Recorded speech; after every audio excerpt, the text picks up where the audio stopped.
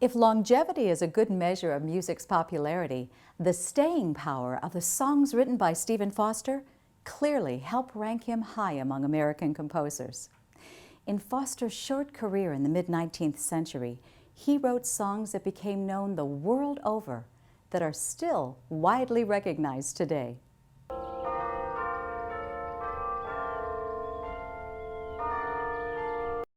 Stephen Foster is remembered throughout America.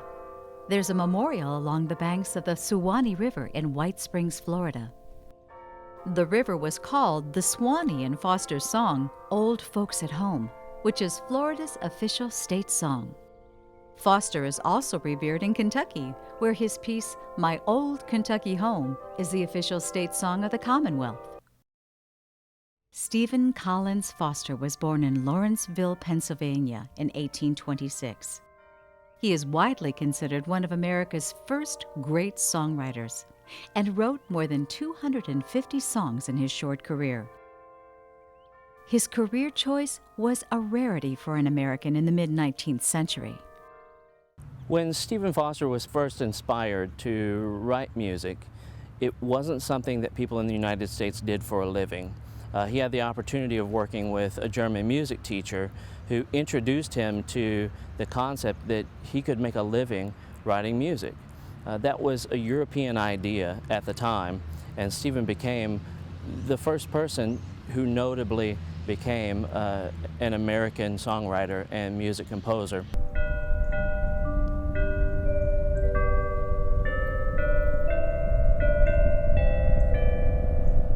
At My Old Kentucky Home State Park in Bardstown, bells play a continuous loop of Foster's music for visitors to enjoy throughout the day, including My Old Kentucky Home.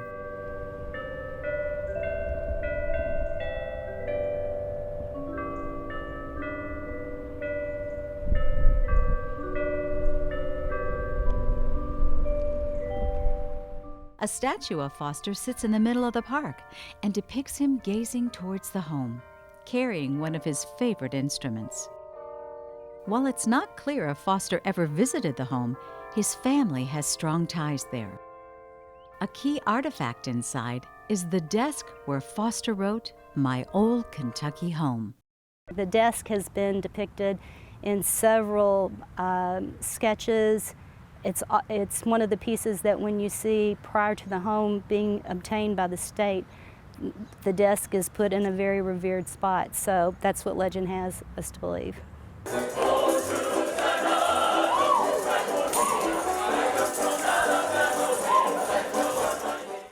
Bardstown is also home to one of the largest running outdoor dramas in the country, the Stephen Foster Story, which has been performed for more than 50 years.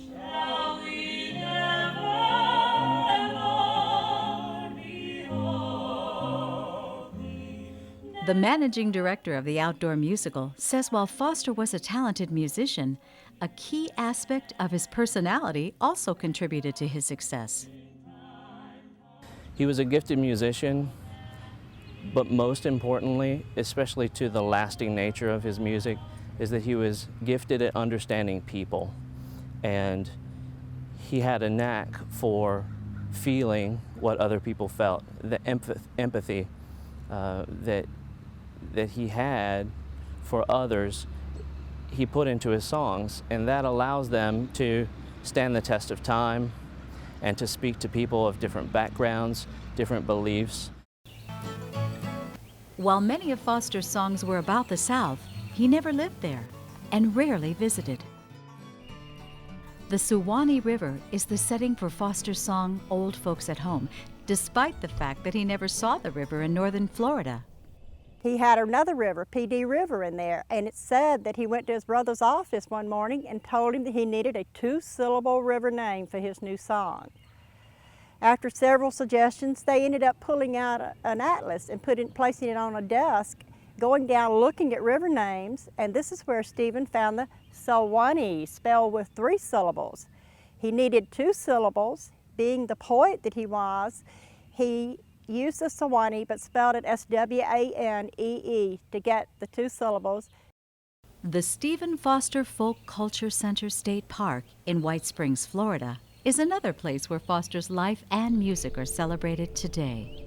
The park's setting takes visitors back in time to the 1850s, when it was common to see covered wagons and antebellum homes. The park features a museum and a carillon which plays Foster's music on a daily basis.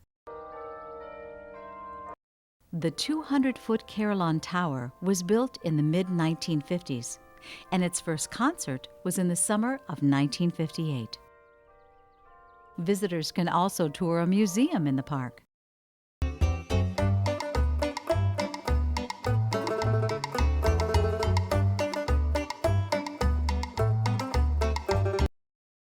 We have, in the museum, we have 8 dioramas depicting Stephen's work.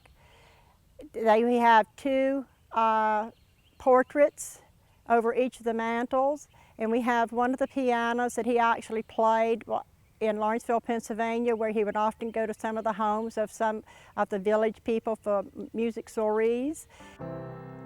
I dream of Jeannie with the light brown hair, born like a zephyr on the summer air.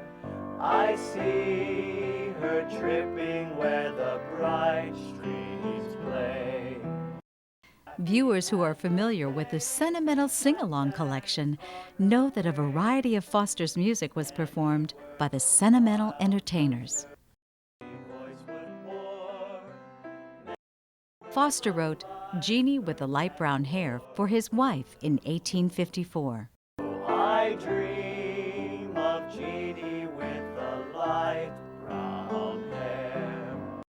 Even though many of his songs are more than 150 years old, you might be surprised at some of the places you can find Foster's music. You can hear some of Stephen Foster's lyrics in westerns. You hear "Oh Susanna."